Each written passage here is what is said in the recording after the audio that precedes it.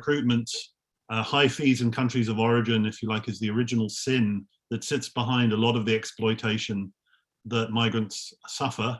And in the worst case, that can result in forced labor and human trafficking.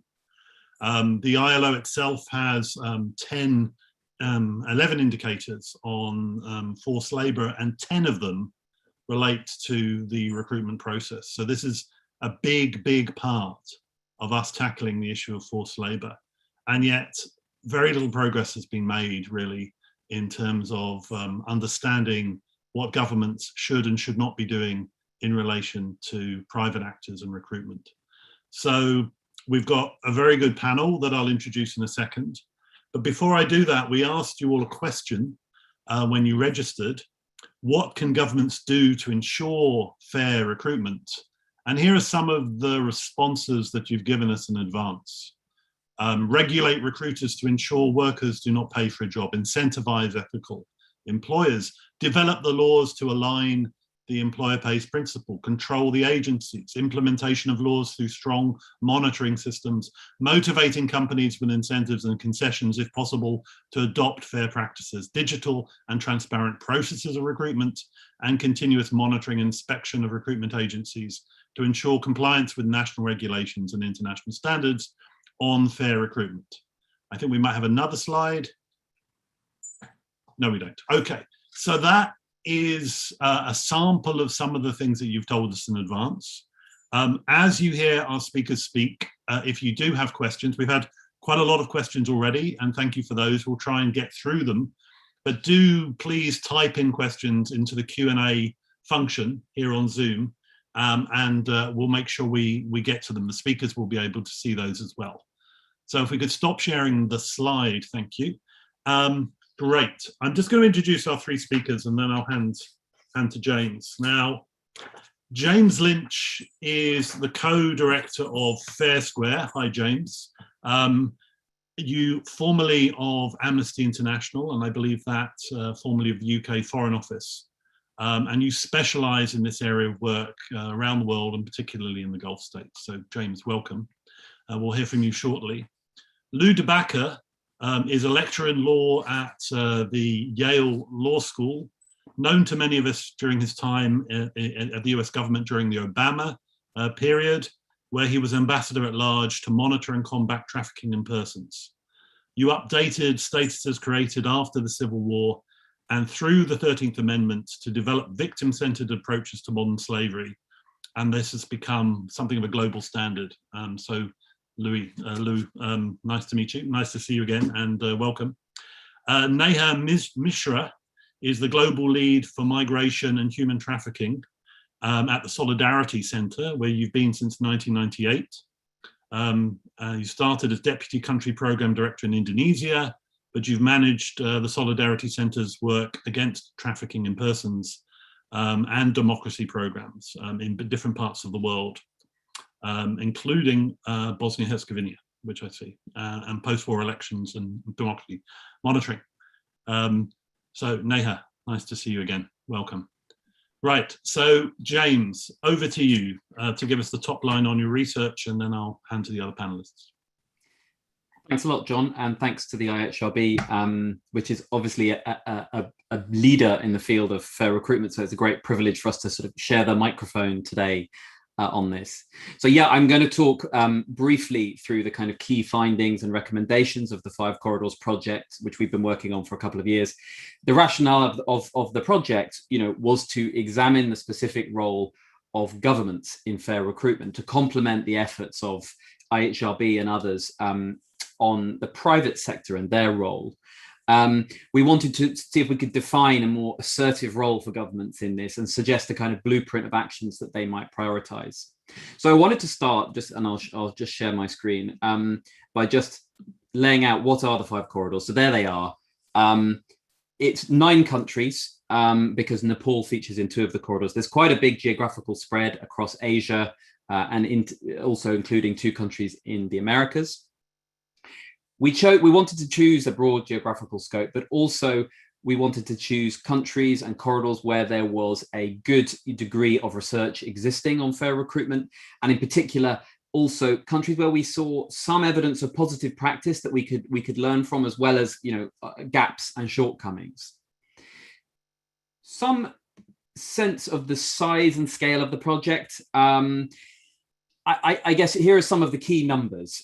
I want to just actually point to the number 44 here. So that 44 is the number of indicators we were testing. The way we went about this was by looking at the same 44 indicators in all 5 corridors. And these 44 indicators reflect areas of government policy, areas of government performance. And they're in 9 different areas, in things like freedom of association, recruiter licensing systems, migration policy, grievance mechanisms. Now, all of that is in detail on our website, so I'm not going to list them all. But the key point being 3/4 of these 44 indicators were actually drawn from the key ILO standard, the guiding principles on fair recruitment, guiding principles and operational guidelines. So in a sense, we were mostly testing things that governments are already asked to do, the international norm of choice. And these also align very closely with the Montreal recommendations developed by the IOM. We spoke to a lot of experts, 150 experts and stakeholders in the migration process. We also spoke to a lot of migrant workers, despite the limitations that COVID-19 placed on us. And we spoke to 30 different, we had 30 meetings with governments throughout the project. Now, we developed 7 key recommendations out of this research, looking at the indicators, seeking areas of commonality through that research. And I'm going to quickly go through those 7 recommendations. But first, I wanted to just touch on an issue of scope and the question of, what is fair recruitment? The photo I've pulled up here, this is of a factory in Mae-Sot on the border of the border in Thailand, but on the border with Myanmar. The quote on the right is not from that factory. It's from a worker at a different factory. But I think it's important to flag up here. This worker was talking about the fact that when he was recruited into Thailand under the MOU system between Myanmar and Thailand, the MOU system makes it almost impossible for workers to switch jobs. And he described that policy as being like you're being tied up and beaten up. And we had a lot of comments like this from across the project. And I think that puts a sharp focus on the fact that migrant workers are often deployed as they are recruited into systems that put them at risk. That may be tied visa systems. It may be laws that exempt whole categories of worker, whether migrant workers or specific sectors, from labor protections, or it may be xenophobic and discriminatory environments that they are recruited into. So how do we define fair recruitment? Is recruitment just the how of how a worker gets from A to B, the selection and the migration process, the questions about whether they pay fees and whether they freely consent to their terms and conditions? Or do we look into what they are recruited, into what structures and what systems, immigration and employment systems, for example? Our approach is guided broadly by the DACA principles, which the IHRB stewarded a decade ago. They take a holistic and a worker-centric approach to what is a good outcome for a worker. So yes, we look at these traditional core issues around fair recruitment, traditionally associated with it, fee charging, contract deception, but we also look at the key laws and practices that shape their experience as they are recruited. Ultimately, I guess what we're saying here is that recruitment, in our view, cannot be fair if it places people into jobs and systems that make them vulnerable to serious abuse. So looking then at the actual 7 recommendations themselves, I think it's worth mentioning here, you might notice an arrow on the left that says priority, pointing downwards. I guess some context here. The genesis of this project came about through discussions about whether it would be beneficial for there to be an international fair recruitment index looking at governments. And if you were going to develop a fair recruitment index, you need to work out how to score governments. So you need to develop criteria, but you also need to work out what weight you give to those criteria. What are the priorities for governments who always face restrictions on resources and political capital? So we have made choices and selections as part of this process in what we think are the most crucial priorities in terms of fair recruitment. And we accept that there is there's an element of subjectivity here. It's based on our research, but we're completely happy to be challenged on this. So I'll go through the findings now, but I would note that because they're interdependent, I'm not going to take them 1 to 7. You'll also notice, by the way, the top 3 findings all apply to destination states, and that's in line with the title of the event. It reflects our assessment that destination states have a really significant role in determining the fairness of the recruitment experience of a migrant worker. And that is something on our part of an intentional challenge to what can be a dominant narrative that destination states themselves might perpetuate, which is that, recruitment is an origin state issue. That's where the workers often handing over the money and going into debt. So we'll go into sort of our thinking on that. Recommendation 1 is where I'll start, obviously. That's dealing with the core issue. Who pays for a worker's recruitment? What we see in our research is that, yes, some employers are making big efforts to comply with the employer pays principle, but that is generally against a backdrop of failure, where the worker pays model is very dominant still in many of these these corridors. We see in all of these corridors and in a situation where there is an intense competition for jobs within the origin state. There are more job seekers than jobs available, considerably more. And that leads to an expectation that payment is required to get yourself through that competition. So these are sort of market forces at work here, where employers, it's very easy for an employer to just let workers pay for their recruitment. Destination states, given that context, have to intervene in this, and they have to do more than they are currently doing to intervene. And I guess I would highlight a few things that we see failings at the moment. There's often gaps in laws. Destination states don't always fully prohibit worker recruitment fees, or they leave loopholes in the way that they do that. Labour inspectors tend to focus heavily on important issues like salaries, health and safety, and so on. How workers pay for their recruitment, how they get there, tends to be seen as a niche, a difficult issue, a complex issue. And similarly, law enforcement activity around recruitment fees is pretty rare.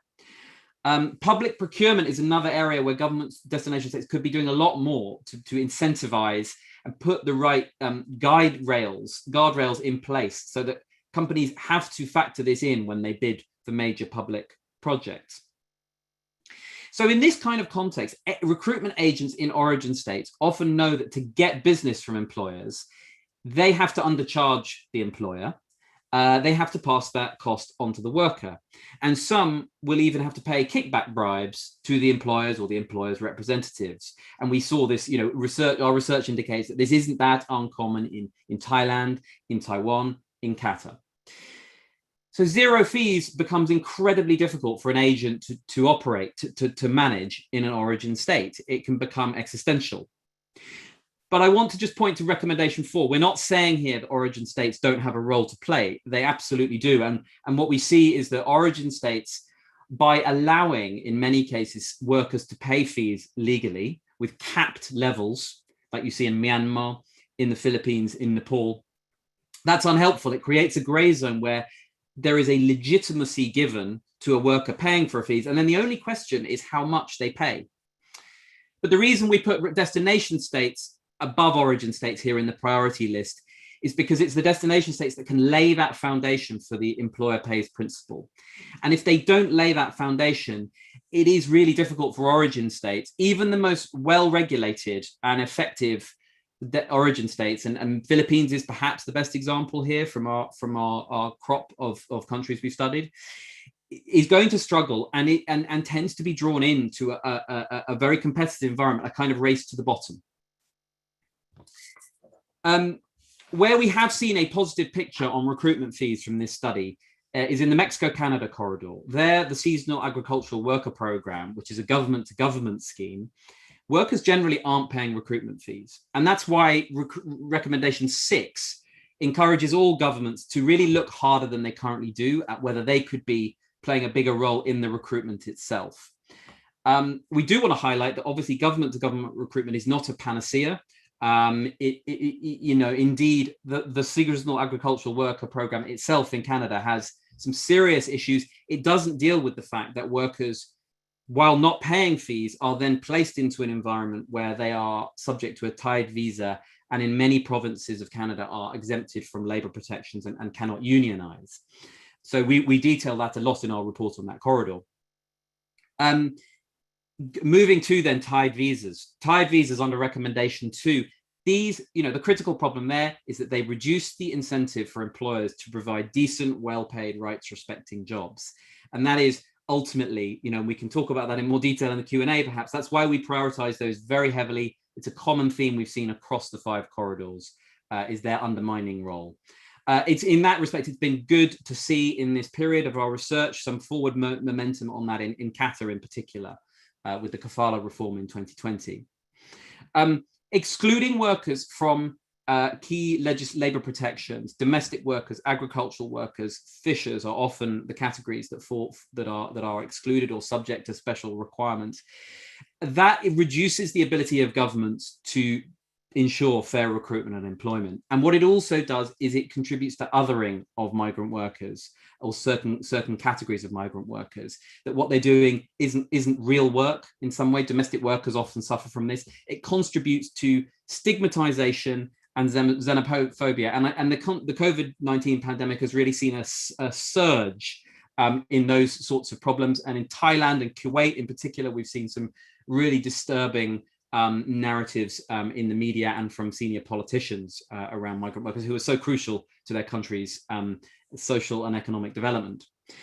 Just so briefly touching on both tied visas and exemptions from the law, from labour protections, hugely undermine workers' access to grievance systems, and that's one of the reasons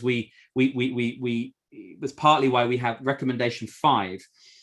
We are calling on origin and destination states to design grievance systems that actually work for migrants and their specific vulnerabilities. And we can talk more about that.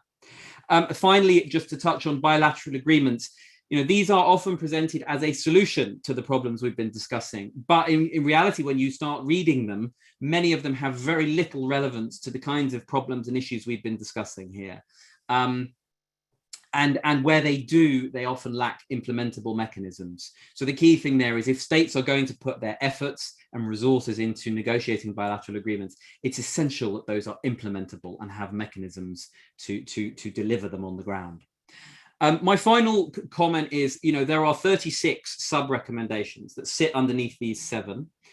And I don't think that any of these are particularly complex in and of themselves. I think where we see the greatest challenge, and we don't want to underestimate that challenge, is political will. These are, particularly in the case of destination states, it will take, that we don't want to underestimate the scale of the political challenge to taking the kind of measures that we are suggesting regarding migrant workers. Thank you very much, John, again, and look forward to hearing the other interventions. Thanks, James. And we'll just take your slides off share at the moment. While we're doing that, James, a quick follow-up to you. Why have they been let off the hook then, destination states? Have we missed a trick here? Have we been worrying about other actors, sending governments, the private sector, migrants themselves, etc., and that somehow has just made the thing a little fuzzy? Are you just trying to sort of get us the focus back on destination governments? Yeah, I think it's a really good question. I think there's a number of reasons. I think the conversation has mainly been between, as you say, between origin state governments and the private sector in destination states, and also through supply chains, sort of even in third countries. I think the reason, there's a few reasons. I think one thing is that there's a lot of other things to focus on in destination states, and these often get seen in other issues often take precedence over recruitment, which is seen as, even by people like us working on it, as complicated compared to, for example, what can look more straightforward, like some of the sort of salary issues or worker accommodation in the destination state. But I also think that there is an issue of responsibility here. It is seen as more difficult by destination states, and then there is a preference to say, well, this is really about origin states. So a lot of the officials we would talk to would say, well, if really this is their problem, and this is their issue, and all we can do really is get the laws right when the worker arrives here. It's very difficult for us to enforce because there's more than one actor, involved. And of course, in many areas of government, governments are perfectly happy to have laws that affect more than one actor, and in fact have extraterritorial application, and require, for example, due diligence. But on this area, that hasn't yet happened. Great, thanks. We'll come back to that, I'm sure. Neha, I'd love to get your initial reactions to James's presentation. We often hear that there's a lack of a migrant voice, a lack of migrant agency in how we look at things. So I'd be very interested to see where you think the migrant agency is on this question of destination states. Yeah.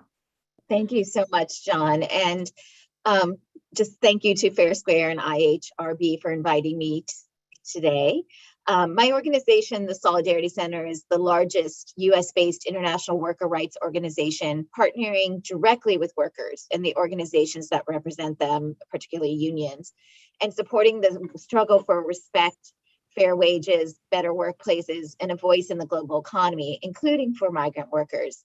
And I've been working on the fair migration agenda for a couple of decades now. And while we've seen progress, and I think the four of us could all acknowledge some of the progress we've seen, I've been really frustrated in recent years because I feel like we keep saying the same things. The problems are acknowledged, and yet we get stuck. And so, James, to be completely honest with you, when I first heard of your report, I was a little skeptical.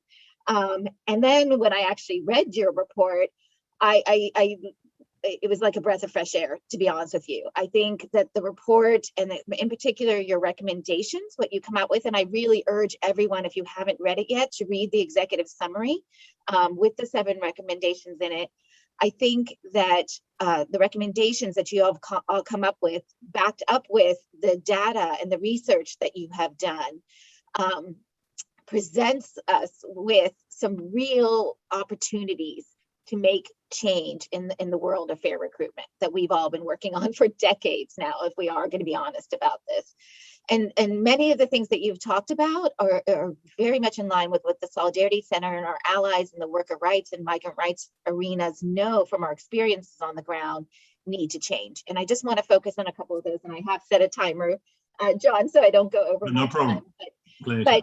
But James, the things that you all come up with in the report are so important, because it's not just trying to make small fixes to a broken system. It's talking about real structural factors that need to be changed to make a difference. And so first of all, what I really appreciated about the 5 Corridors Project and the recommendations that you came up with is that it focuses on structural factors. And what we know that we have to address worker rights and underlying conditions like job mobility, visa portability, exploitative temporary migration schemes, and figuring out labor market policy coherence, that if the job is not really temporary, let's find pathways to permanent residency that would help workers and their families have agency in what is going on with them.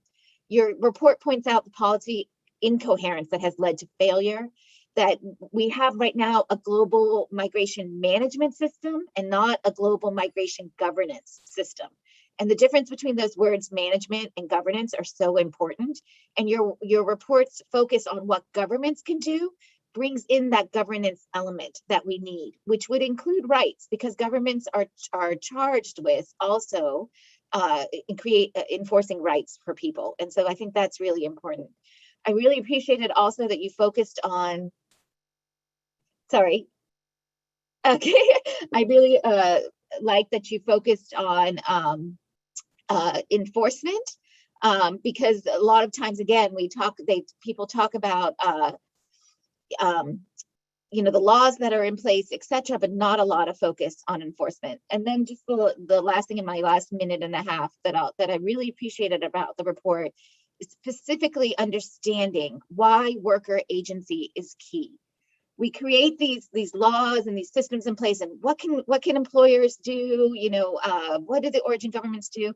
And within that, there's so little discussion about workers themselves and the agency that they need in order for any of this to work. And so when you talk about an employer pays principle, when people talk about how do we ensure that workers have access to remedy, etc., none of that will work unless workers have the agency to enforce that themselves. And workers need agency to monitor their own recruitment processes, their own workplaces, and their own access to remedy. And you acknowledge that in the report, which I really appreciated. I think it's really important, and I hope as we continue our conversation today, we can discuss that, because government's role has to be also in creating an enabling environment for workers to exercise that agency. You mentioned in the report, and I think, James, you have to remind me, I think it might be in recommendation 6, the importance of freedom of association.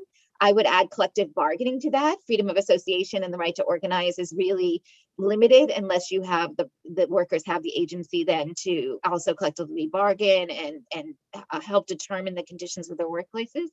But what does worker agency really mean? A lot of times, and again, the last thing, John, I'll say, is that we hear a lot in this, and why I've been frustrated the last few years, is talking about employers and corporations and supply chains and giving workers voice. It's not worker voice. We don't need a hotline. We don't need some, grievance mechanism where an individual worker, has to figure out how they can figure out the power imbalance to bring up abuses. We need worker agency. There's a big difference between worker voice and worker agency. And we need to ensure in all of the recommendations that Fair Square has put in this excellent report, and I really urge everyone to read it, within each of the recommendations, there's a role for worker agency in that, and there's a role for government to create the enabling environment to allow worker agency to play its role. Thank you so much. No, thank you very much for that, Neha. That's great. We'll come back to those issues in a second. Lou, over to you. Now, you've been in government. I mean, the US must be the world's biggest destination government, or certainly one of them. So I'm really interested in your perspective and James's recommendations. So over to you. Yeah, I think that one of the things that anybody who has worked with me, even when I was in government, knows that I'm always going to, I think, try to root things into the historical context. And John, I think you're spot on as far as the United States, and not simply under modern guest worker laws. So much of who we are as a country is a result of immigration, and it was often immigration specifically for the purpose of employment. In a time in which it wasn't temporary, people came and then they stayed, and then they became part of the United States. And that's certainly what we look to as far as the US history. It was not easy in the late 1800s when you had sketchy labor recruiters from Ukraine and other places who were using many of these same techniques to feed people into a very brutal and exploitative system in the United States, out of which, however, grew a lot of the US labor movement. And so I think that we have to see it in that context of the kind of historical, and especially because I think it teaches us something about what governments do to evade their own stated responsibilities or their own claimed values. But also what the business community undertakes as far as their long-term project of chipping away at rights. It should not be a surprise, but it seems to surprise everybody, that on the eve of the Civil War in the United States, one of the biggest things was that labor was so expensive that slaves themselves under legal slavery were becoming so expensive that the highest priority of the North Carolina Agricultural Association in 1858 was to create a temporary African guest worker program to bring in Africans for 7 years at a time, because they couldn't get a hold of enough enslaved Africans. That didn't come to fruition until the 1980s, more than 120 years later, when the growers were finally able to get the H-2 program passed in the United States. So I think we have to start this conversation by saying this is not new. This is not something that we in the modern era can claim ourselves. And if we do, then we end up taking our eye off the prize as far as the kind of ongoing struggle against evasion on behalf of both the business community and governments. That's, I think, why this Five Quarters project today is so important. Slavery and trafficking has for so many years been something that people talk about. It's a political flashpoint. It's a political consensus in some places, but too often it has been a rigor-free zone when it comes to the underlying social science and the underlying research. Some of that might be that the cost of the research leaves the bigger inquiries to states, like the United States Trafficking in Persons Report, or to mega NGOs like the Global Slavery Index, which is almost then state action because of the involvement of the ILO with the index. But I think that what we see is that even though there's been basically a rigor-free zone, that we've been able to notice kind of where the gaps are. And one of the biggest gaps out there was a need for rigor on the issue of recruiting because the global migrant labor flow creates the vulnerabilities just like it did in the 1800s. It's a historical fact. But I think one of the questions that we have to get to, and one of the things that's so important about the 5 Quarters project, is that we can't look at labor flows without looking at the work site. The recruitment itself might actually be a proxy for what's happening at the work site. And we have often ended up, whether it's in the Palermo Protocol, whether it's in the 1904 conventions on slavery and trafficking, for more than 100 years, we've focused so much on the flow of workers and the flow into exploitation, and not enough on the actual exploitation. And so I think that one of the things that we see here with the 5 Quarters project is putting this into the context of what is happening and where it's happening. I think that we've seen the recognition of the need to assess the governments in the destination countries, not just business interventions and not just by the sending countries, the limitations of self-policing. But think about the argument that you sometimes hear that James set forth a minute ago. Oh, that's extraterritorial and it's too hard to investigate those things over in that source country. Well, the source countries are typically poorer countries than the destination countries. And who do you think has the ability to do extraterritorial work? The sending country is going to come to the wealthy country in which their workers are being abused and enforce their rights against all of the power differentials between them and that source of remittances, that source of foreign assistance, that source even maybe of protection in the regional geopolitical context. That's simply not going to happen. And so that notion of those who benefit in the destination country, those who profit in the destination country, both the governments and the companies having a responsibility to the source countries, having a responsibility to the workers. So what we're talking about is protecting and encouraging worker power, collective bargaining, input, et cetera, as Neha put forth, but also to enforce the laws and regulations that are in place, to have them in the first place, but then once you do have them, to actually make good on them rather than engaging in evasion. And this really is the first snapshot that we have, and especially in these 5 corridors. The results and recommendations are important and welcome, but in some ways, it might be that it's even more exciting is the process and the technique of this report. Because I truly believe, having been able to be part of it, and seeing what was being done in the source and destination countries, that this is scalable, it's replicable, and we are going to be able to hold governments accountable as a result.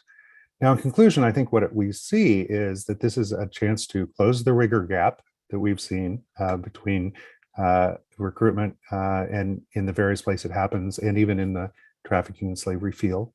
It closes off avenues of evasion, whether that's governmental evasion or business evasion. And it changes the balance of power. Employers are often able to harness the coercive power of the state, especially if there is a tied visa system. There is no reason why the employees should not be able to harness the coercive power of the state in order to defend themselves and protect themselves in their workforce. Even autocratic governments do react to transparency and facts. They maybe react differently, but they react. And I think that this research and that to come that flows out of it, and hopefully eventually an index, will force that process along and ultimately make recruitment and the resulting work fair and dignified. Thank you for that, Lou. I'm going to ask you all a sort of opening question that came through on the feed even before we started, and it's almost like it's a bit of a historical question, and it's almost like a basic question that we're sometimes almost too embarrassed to ask. But there was a period in time, maybe not in the US, but elsewhere, where there really wasn't a private sector role in the recruitment process. It was a government to government process, right? And that's still the case in some places. Why? So one question asks that, is why not nationalize the whole issue of recruitment and make it a government to government process and take the private sector out of the recruitment process itself? Lou, I'll start with you and bring James and Neha in on that. Why does the private sector have to be involved at all in the process of recruitment?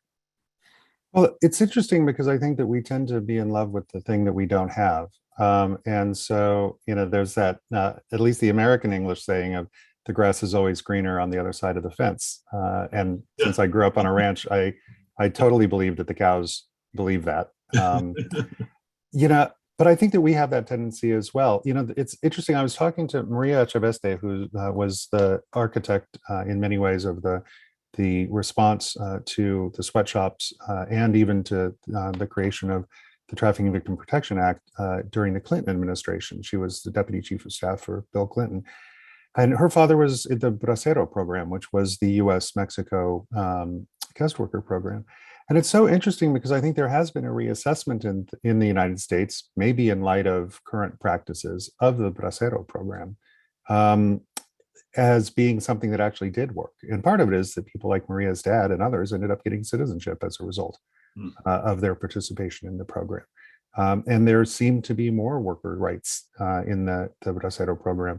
But if you go back 30 years and talk to people about it, it was seen as horrible because it was seen as the US state imposing this thing that was undercutting American jobs and undercutting American workers.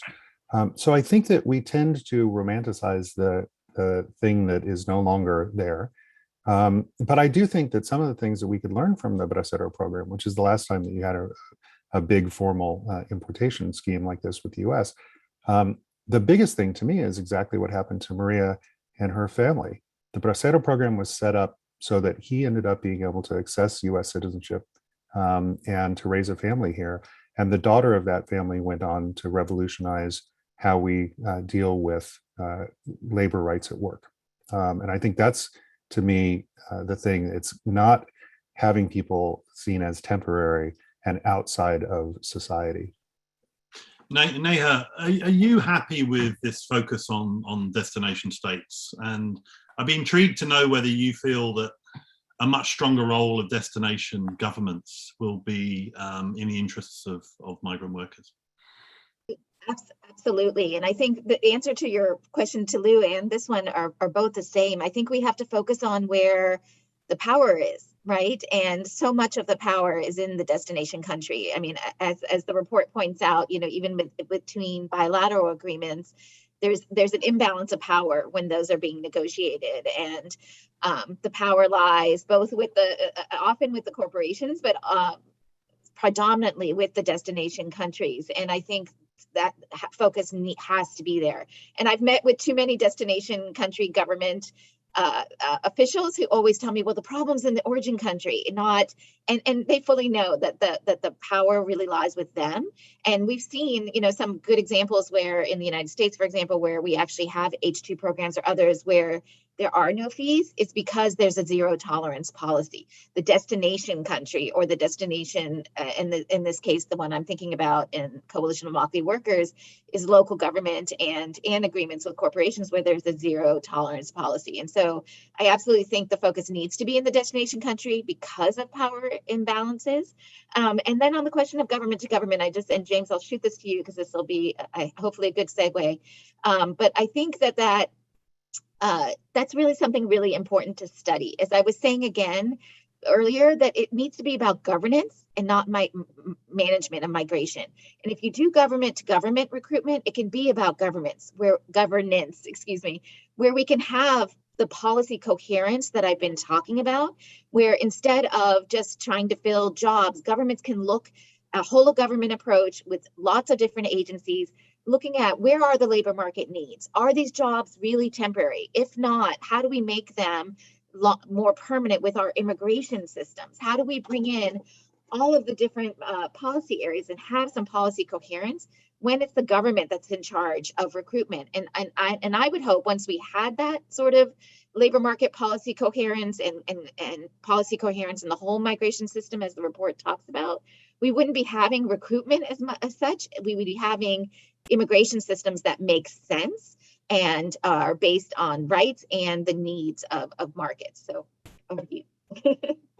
You know, if John, if I could, I mean, I think that one of the things that Neha's point, I think, really makes us need to interrogate is, you know, what is this system that we're even talking about? We act as though this is, you know, an official system that works, whether it's weighted towards governments or whether it's weighted towards employers or what have you. And I think there's probably an equally good argument that could be made that this is a system of corruption that's simply being tolerated. Right. And I think that's something that you know, hopefully James and his folks, I think that as you read the report, you'll see that permeating. But you know, we need to, I think, not just accept this as a functioning system. And it's, Lou, it's tied in. I hate to say this, and I'm not turning this in a way, but it's tied into capitalism and market systems. It's just it's turned into this profit making system that is very not regulated very much, and that creates problems for workers. I mean, there's a bit of an assumption here, I think, James, coming to you, that receiving governments are sort of mainly benevolent actors, right? I mean, and not putting migrants in cages. And I remember the study on some of the stadia for the FIFA World Cup in Russia, right? And that's where we learned of the North Korean migrant worker program to Russia, which is very much government to government. So, what's Yeah, and I think that it's important to say that, you know, we as Neha says, I think this is a subject for study, you know, this issue of government to government. And I think that the grass is greener analogy is a very good one. The two examples we have in this study, Mexico, Canada, and also a very small program in between Philippines and Taiwan.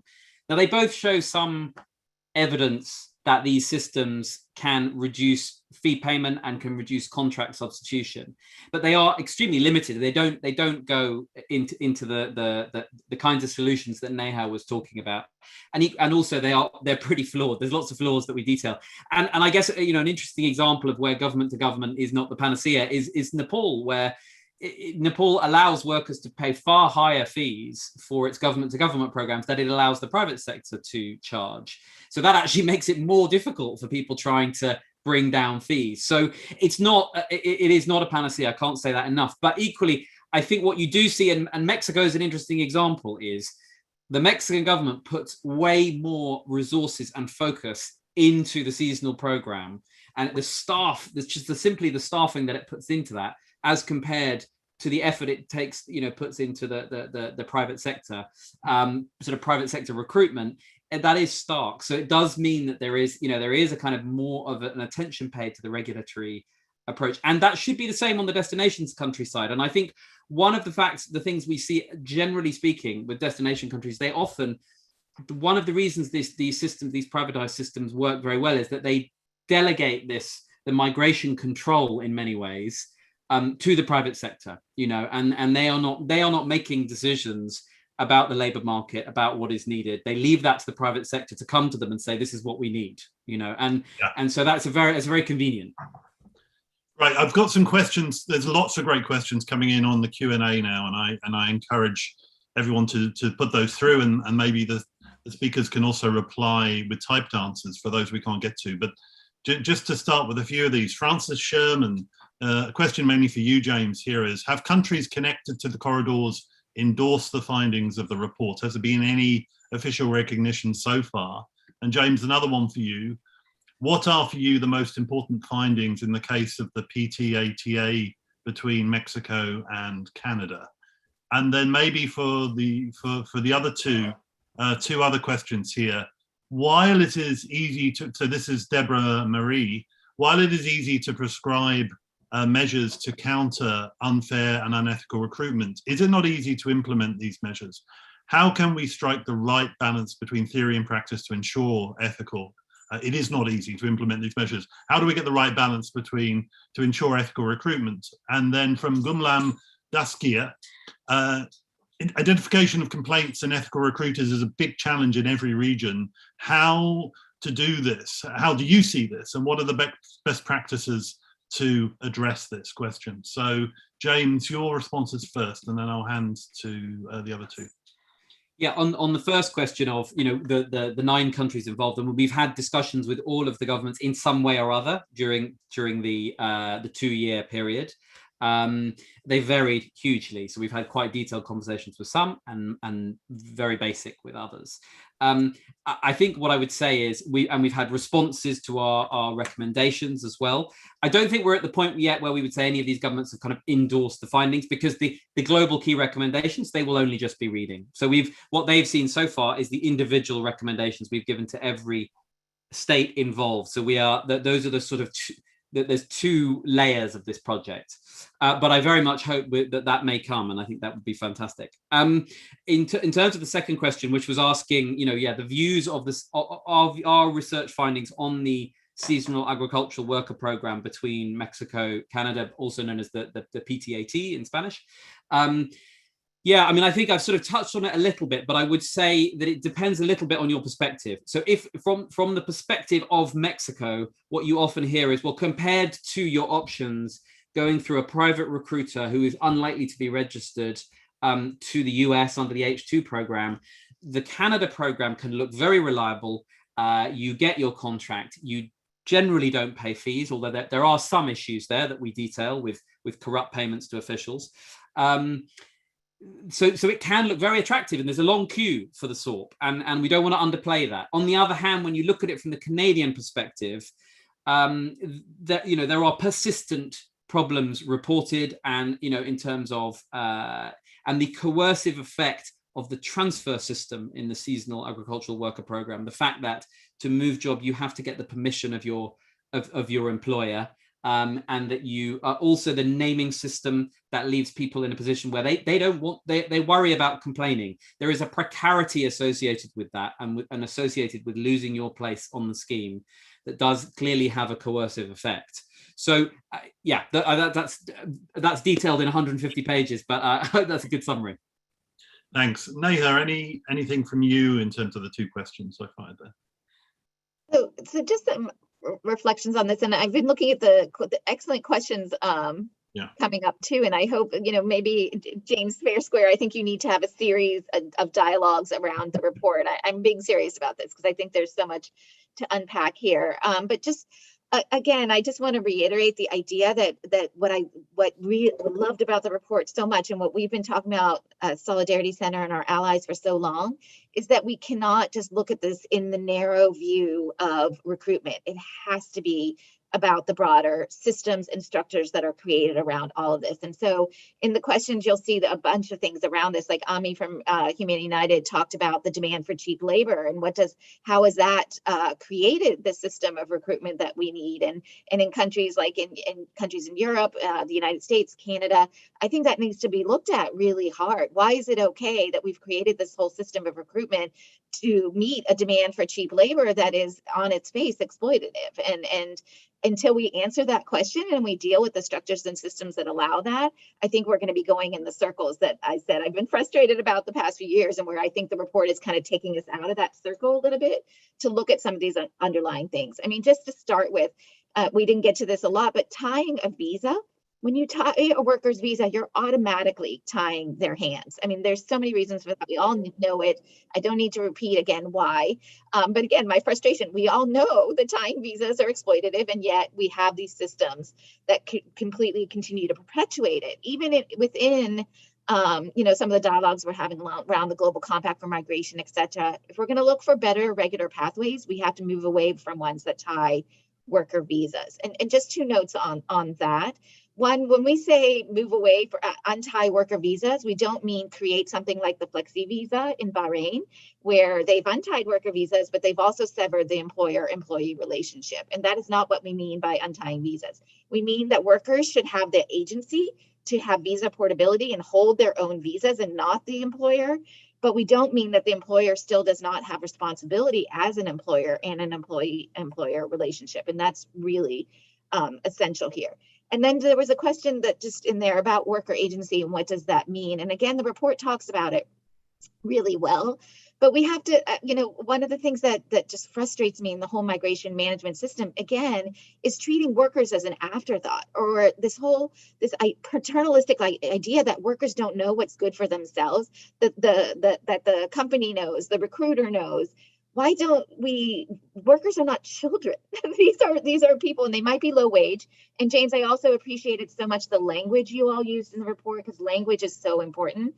And instead of calling it unskilled labor or that term that is just wrong, I appreciated that you used the terms low wage labor, because we do need to define it in the market terms, because that is how it's set up to exploit low wage labor, and they are low wage laborers. But just because they're low wage workers doesn't mean they don't have the ability to have agency, doesn't mean they don't know what a fair recruitment process would look like. And I'm sorry, John, I'm going off because I get excited about this point, but just the last thing I'll say is I've heard time and time again, and you talk about this, James, a little bit in your report, that people will say, well, we ask workers and they say they like temporary migration programs, or we ask workers and they want to pay fees because they think that the job's not legitimate if they don't pay the fees, or they think that there is, that they don't think, they know there's competition, so they won't get the jobs if they don't pay fees.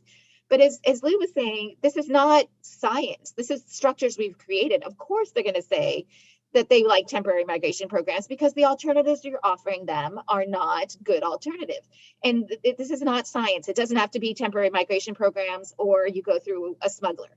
Those are not the only two options. And it doesn't have to be you pay fees or you don't get to work abroad. We need policy coherence that allows for worker agency and creates systems and structures that make migration fair. Great, thank you for that, Neha. I'm hoping to come back to you and James in a second, and also Lou, to give you another go after the one I'm just about to give you. But I want to pile on another question to you, Lou, that's come in from Ray Giardini, and it's the question that Ray often asks at these things. Isn't a big part of this just corruption, right? So we might think about things in a very rational way, and incentives and law and all these other things. But until we understand the corruption and the criminal element to this, we're never really going to make progress. Lou, I'd just be interested on that, but also any other thoughts you have. Well, clearly my corruption thought from earlier, Ray has definitely rubbed off on me over the course of our meeting each other. I think that, to kind of piggyback on Neha's point, the corruption in this is so endemic that at some point you have to look at it as corruption, but also you end up having to look at whether this is a corrupted system. We tend to think of corruption as being, something that happens in an otherwise functioning or pure system. So when we look at and I and many others are very involved with this idea of, let's look at the financial crimes tools, to be able to address forced labor and trafficking. And that is based on the idea that the global financial system is actually a functioning system, and that these things are problems within the system. I actually think that within the way that the recruitment has been structured over the years, I would almost argue that it's the opposite, that this is, if it wasn't designed this way, it sure starts to look designed this way as we satisfiedly continue to do these things when we know that everything is wrong. At some point, it might have been an accident, but now I think it's a choice. And at the end of the day, I think it comes down to the fact that this is, since it is a choice, what's the purpose? I think that we're talking about a subsidy, maybe even more than we are talking about corruption. Now, there are corrupt people who end up going and taking advantage of that subsidy. And there's rent seeking, and there's even overt crime as opposed to simply shadiness that ends up happening. But if you set up a subsidy that basically is setting up a cheaper, less protected set of workers who don't have the same rights as nationals, or the same access to remedy as nationals, for particular market sectors, then it sure seems to me like you are subsidizing them. And I think that if we can basically say to the destination governments, look, if you want to subsidize, certain sectors of farmers or certain sectors of construction companies, treat these workers exactly the way you treat anybody else, and just give cash payments to those companies. Let's be honest about the subsidies that we're doing. Right, that's well said. Right, James, final words from you, and then I'll let the other two come back in. We didn't talk enough about some of your other recommendations, like the link to tied visas, and also the issue of remedies and the importance of grievance mechanisms. But maybe you'd like to touch on some of that in your concluding remarks.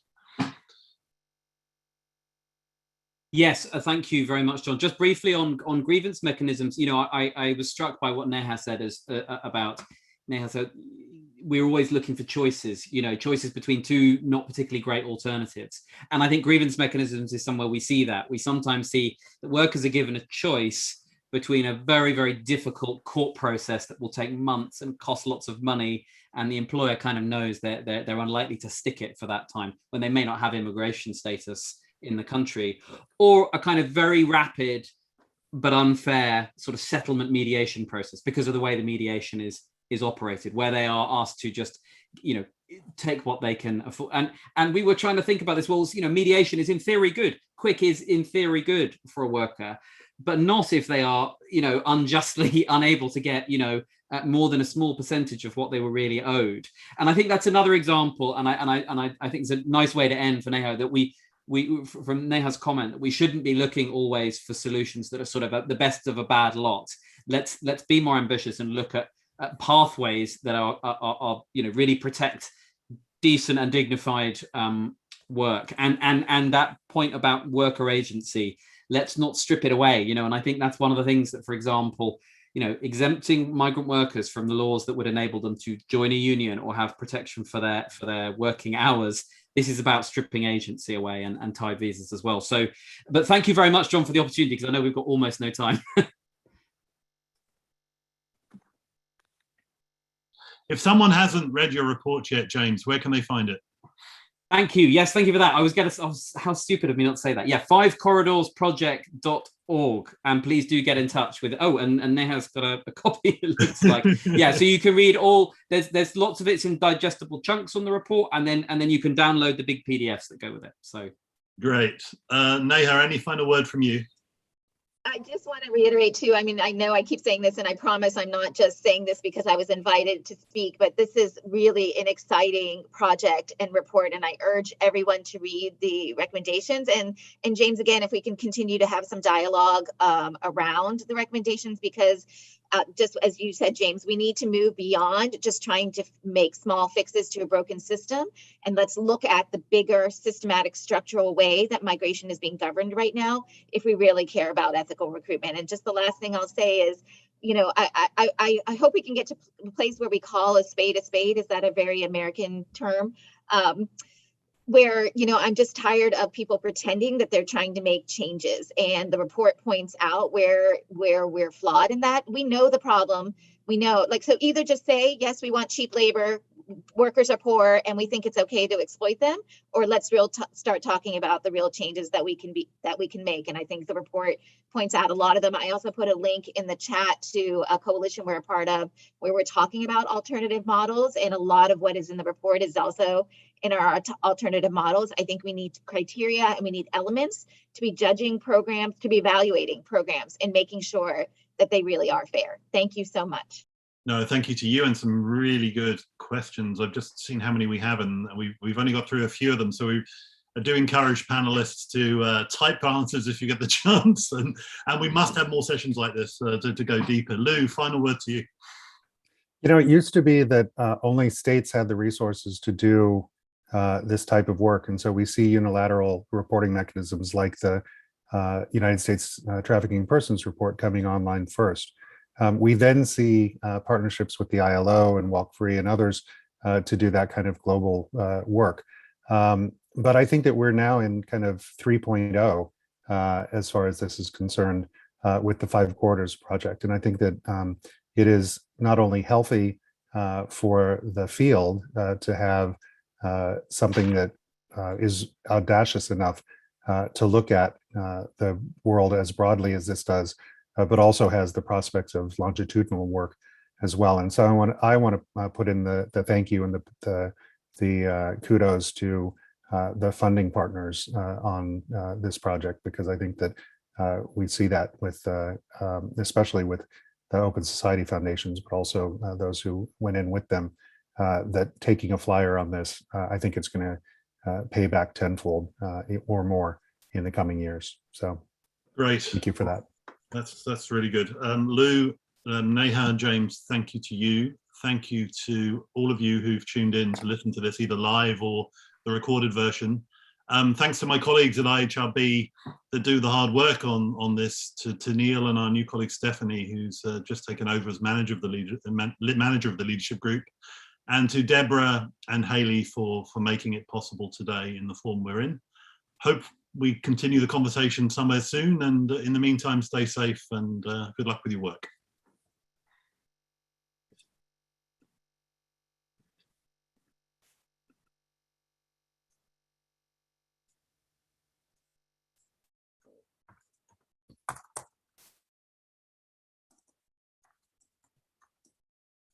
Well done, James, Neha, Lou. Thank you very much. I think you can just leave and it'll close itself. Wonderful. Thank you. James, I wanted to say